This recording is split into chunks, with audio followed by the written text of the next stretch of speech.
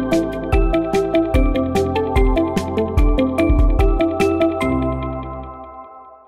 je vous retrouve comme promis, vous regardez toujours For Change au sommet Entreprise et Croissance. Nous sommes avec un nouveau panel d'intervenants qui va bientôt monter sur scène sur une thématique ô combien importante pour toute boîte qui se respecte en croissance, guerre des talents, recruter, fidéliser et évidemment engager. Alors à ma gauche, j'ai Victor Caro qui est co-founder and CEO de Comet Meetings. Bonjour. On dit plus Comet Meetings, on dit Comet, mais on a plusieurs activités, mais Comet Meetings, voilà. Ça marche quand même. Comet, boîte en croissance, on est plutôt dans le thème, on reviendra dans un instant sur ce que vous faites chez Comet. À ma droite, donc Siam Vidar, vous êtes présidente d'SGS ICS en France. Tout à fait. Merci d'être avec nous. Merci. SGS, c'est le leader mondial de la certif. Tout à fait. C'est ça, et du testing. Exactement. Vous nous direz un petit peu ce que c'est et comment vous faites pour recruter aujourd'hui. Christopher Clayton, bonjour. Bonjour. Vous êtes Managing Director UK France Middle East au sein de Beaumont. Vous en êtes également le groupe CEO. Yes. Vous êtes un groupe spécialisé dans la chasse, que ce Exact. soit en middle, en top exécutif, vous avez... Un peu les deux, plutôt le top. Donc on fait chasse de tête et transition de management depuis un an. Trop bien. Bah oui, le management de transition, un marché lui aussi qui grandit bien chaque année. Exact. Donc merci en tout cas d'être avec nous.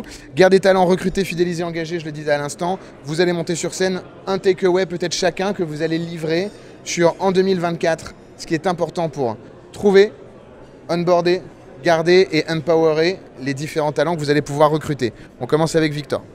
Alors, un takeaway compliqué, j'en vais en livrer 5 ou 6, mais sur le recrutement, sur la capacité à attirer, je pense qu'il faut notamment, évidemment, parler du sens, parler du job, parler des salaires, mais il faut aussi parler d'où est-ce qu'on va travailler. Et c'est le gros sujet de ces dernières années, se demander est-ce que le télétravail est là pour rester ou pas. Et je pense qu'on est en plein dans une courbe du hype, la courbe de Gartner, qui explique qu'on a tendance à toujours surréagir en considérant que le télétravail va tout changer.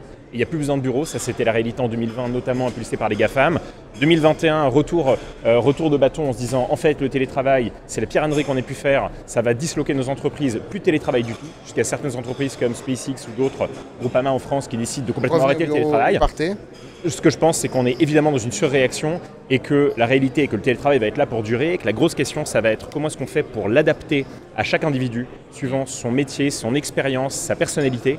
Et comment est-ce qu'on se pose vraiment la question de ce à quoi servira le bureau demain? Et le bureau demain, à mon sens, ça doit être tout sauf un bureau derrière lequel on va travailler seul. Ça doit être tout sauf un lieu de production individuelle, ça doit être un lieu de collaboration et de sociabilisation. Ça, c'est l'un des takeaways. C'est la fin du bureau, c'est le début de l'hospitality au bureau. Exactement. C'est la fin du bureau hôpital, c'est où on n'a aucune envie d'aller. C'est le début du bureau hôtel, où on va aller uniquement pour une bonne raison. Et il y a une phrase qui m'avait marqué dans un rapport de McKinsey l'année dernière, qui disait que désormais les employeurs doivent earn the commute, donc c'est-à-dire expliquer, légitimer pourquoi ils demandent à leurs employés d'aller au bureau. Ce qui veut dire que ce ne sera pas tous les jours et que ça doit être pour une bonne raison et que c'est la fin du bureau comme à la maison, parce que finalement on va aussi travailler depuis la maison. Il faut que ce soit un bureau quelque part décuplé, avec un exosquelette et qui a un bureau hôtel.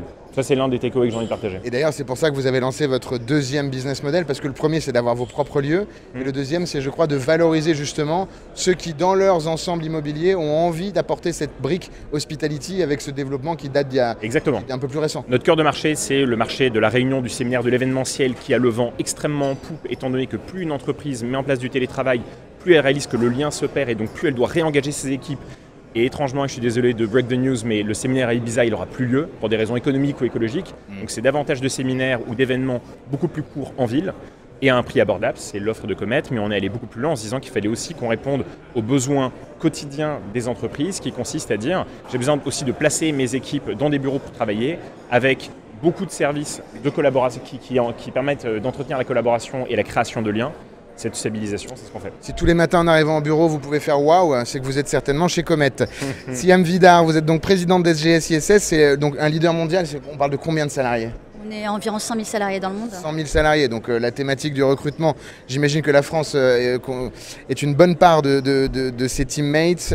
Qu'est-ce que vous allez proposer aujourd'hui? Qu'est-ce que vous allez partager de votre vécu sur scène dans un instant? Le premier, c'est chercher le potentiel avant de chercher un track record ou chercher un diplôme. Pour moi, c'est regarder quel est le potentiel de la personne et adapter l'organisation à la personne et ne plus demander aux personnes de s'adapter aux organisations. Je pense que c'est l'enjeu clé. C'est ce qu'on fait chez ICS et chez SGS depuis quelques temps et c'est ce qui fait qu'on a une croissance qui a plus de 2 chiffres, qui a plus de 20%. C'est vraiment trouver la capacité et le super pouvoir de chaque personne et de construire autour. Et puis être agile dans cette construction, être souple, être capable de se remettre en question en permanence, être capable de s'ouvrir, de regarder ce que les gens peuvent faire aujourd'hui, mais surtout ce que les gens peuvent faire demain et se tourner vers ça. C'est aussi donner du sens et inculquer cette culture d'entreprise auprès de tout le monde. C'est le leader qui doit l'instaurer et créer ce contexte, mais c'est aussi l'inculquer et l'infuser et fausteriser aussi cet environnement de dire comment on recrée ça dans tous les niveaux de l'entreprise. Et vous êtes combien en France? On est 3000 en France. Donc 3000, évidemment, vous parliez de fosteriser et de créer, de diffuser cette culture parce que la présidente ne peut pas comprendre le super pouvoir de chacun dans les 3000, voilà, et surtout que c'est un super pouvoir qui évolue en fonction des attentes qui ne sont pas les mêmes, en fonction des étapes de la vie qu'on va traverser, des aspirations qu'on va avoir. Donc comment est-ce qu'on crée au niveau HR notamment, ou avec les managers qui derrière sont vos meilleurs vecteurs de diffusion de cette culture, comment est-ce qu'on arrive, est-ce qu'il y a une phrase choc, est-ce qu'il y a un motto, est-ce qu'il y a un slogan, comment est-ce qu'on arrive à impulser ça, vraiment à le faire redescendre pour que ce soit une réalité? Parce que 3000 personnes, en faisant du sur-mesure et en s'adaptant à chaque fois qu'il y a quelqu'un qui arrive et qui est top, la promesse est magnifique. Mais à 3000, c'est un vrai challenge. En fait, quand c'est une culture et que ça devient l'appropriation de chaque personne, de chaque individu qui va recruter et qui va l'infuser et qui va le porter lors de ses entretiens de recrutement et à chaque fois qu'il voit un candidat ou qu'il rencontre quelqu'un. En fait, pour moi, le recrutement, c'est pas construire un job desk, attendre que les gens postulent et les recevoir. C'est networker en permanence. On en parlait tout à l'heure avec Serge d'NVIDIA. C'est pas sur une description de poste qu'on va recruter. C'est le networking. C'est une rencontre. Et je pense qu'on rencontre tous des gens en permanence lors d'événements professionnels mais aussi personnels, et c'est à travers toutes ces rencontres qu'on fait d'être owner, d'avoir cet ownership. L'ownership, c'est un des mots clés de notre CEO monde. C'est aussi une culture qu'on met auprès de tous les managers, l'ownership de la chasse du talent, l'ownership du networking, l'ownership du recrutement. L'ownership de son propre projet. Exactement.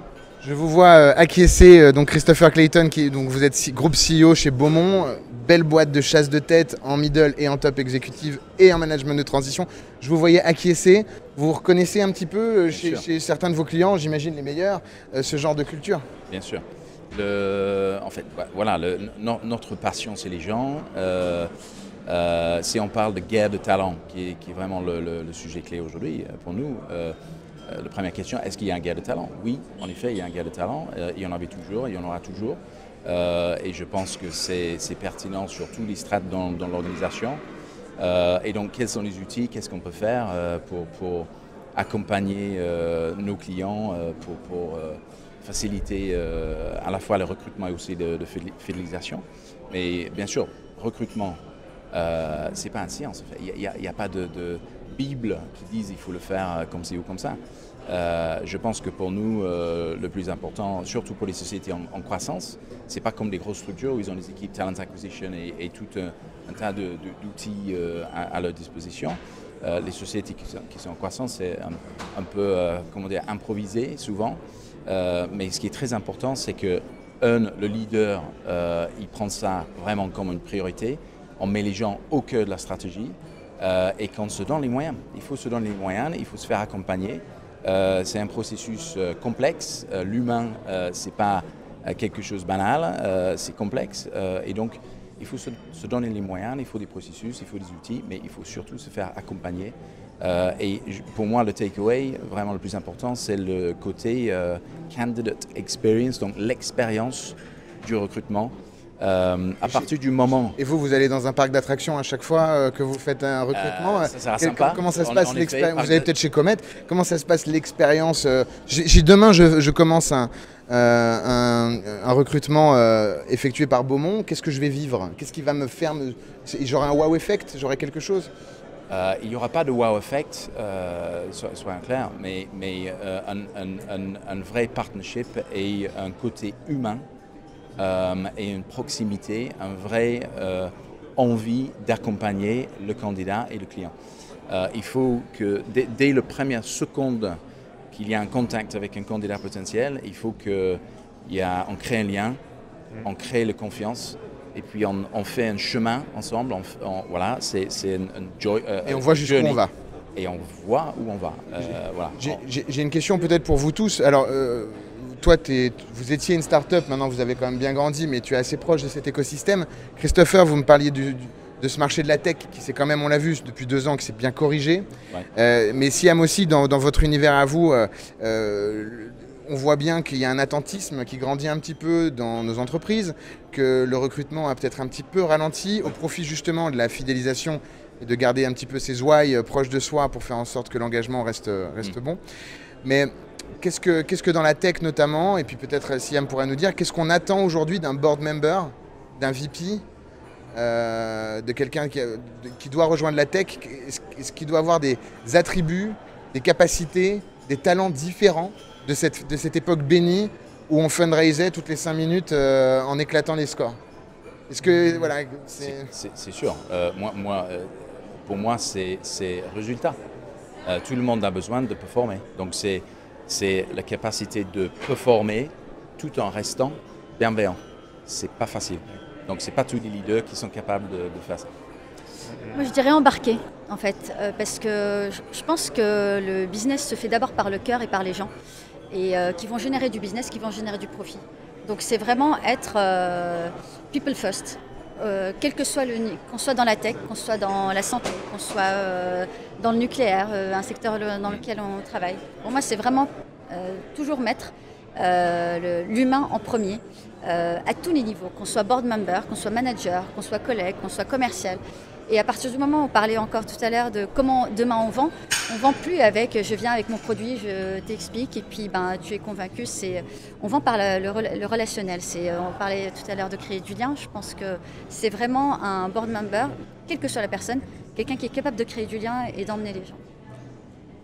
Alors, pour ne pas paraphraser ce qui vient d'être dit, moi je pense qu'il y a un vrai changement depuis 4 ans, c'est que notamment la jeune génération réalise qu'elle peut complètement avoir une carrière qui soit non linéaire, où je change tous les 3 à 4 ans, je fais un CAP boulangerie, je pars pendant 6 mois autour du monde, si les finances le permettent.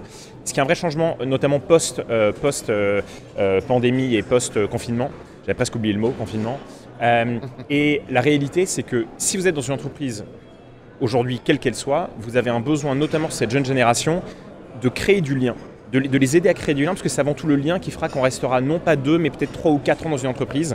Et accepter une chose, c'est que rarement on dépassera les 4 ou 5 ans. Et je pense que c'est ça le point colossal, c'est-à-dire oui le sens est important, oui le salaire et oui l'intérêt du job l'est, mais la capacité à aider dans l'entreprise des communautés à se former, parce que c'est finalement pour ces communautés qu'on restera, et que l'époque bénie où on se disait qu'on restait parce que le projet entreprise nous plaisait, je pense que celle-là est derrière nous. On va rester avant tout dans une entreprise parce qu'on appartient à ces sous-communautés qui, elles, nous donnent vraiment envie de nous lever le matin. Le poste que tu recrutes en ce moment? Alors on en recrute beaucoup, on recrute nous et des opérationnels pour occuper nos bâtiments, et ensuite des commerciaux, tout comme une équipe développement pour venir la renforcer, parce qu'on a une grosse ambition de croissance, donc j'en aurai pas un. En France et à l'étranger du coup, parce France que et vous étranger. avez ouvert Bruxelles et Madrid. Bruxelles et Madrid, ouais. Magnifique. Donc si vous parlez espagnol, c'est encore mieux. Todo bien. Ça, c'est pas non, c'est vrai. Bonsoir à tous. Siam, qu'est-ce que vous recrutez vous en ce moment? Des auditeurs, des des experts et des auditeurs dans toutes les industries, des auditeurs dans la partie food, des auditeurs dans la medtech, des auditeurs dans le nucléaire, des auditeurs dans l'aérospace, tout type d'auditeurs. Des auditeurs qui comprennent le mot ownership, ownership de sa carrière, ownership de ses clients, ownership du recrutement. Chez vous, Christopher, le super job, là en ce moment, qu'il y a sur le marché, sur lequel vous avez obtenu un mandat? Patron d'une structure importante qu'il faut transformer.